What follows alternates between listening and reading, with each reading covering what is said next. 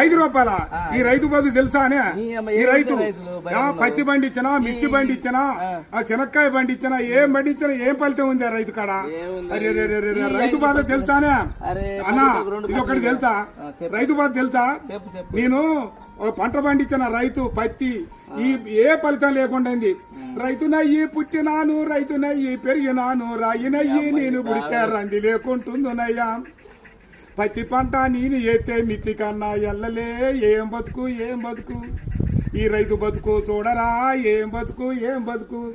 అరే మిర్చి పంట నేను ఎత్తే ఖర్చులన్నా బూడలే, ఏం బతుకు, ఏం బతుకు ఈ రైతు బతుకు, ఈ బతుకు నేను బతుకాను. పల్లెరుగా ఎల్లో పలుగురాల చేను కాడ పాములు తెల్లల్లా తిరిగి ఎద్దులాగా ఎద్దు నాగి వానగుంటల నీళ్లు దాగి ముళ్ళ కంచాలెక్కి దూకితే గడ్డి మోపే గొంగడాయే పెంటగడ్డే పక్కల ఎత్తుని అమ్మ బతుకు. ఏం బతుకు, ఏం బతుకన్నా ఈ రైతు బతుకు, ఏం బతుకు? అయ్యా 5 రూపాయలు అడుగుతావు, 6 నెలల బట్టి సాదుకొని నీ ఇంటికి వచ్చి బండి 5 రూపాయల కోసం అడుగుతావు. ఈ రైతు బతుకు ఎక్కడైనా చూసుకోలేవా? అయ్యయ్యో.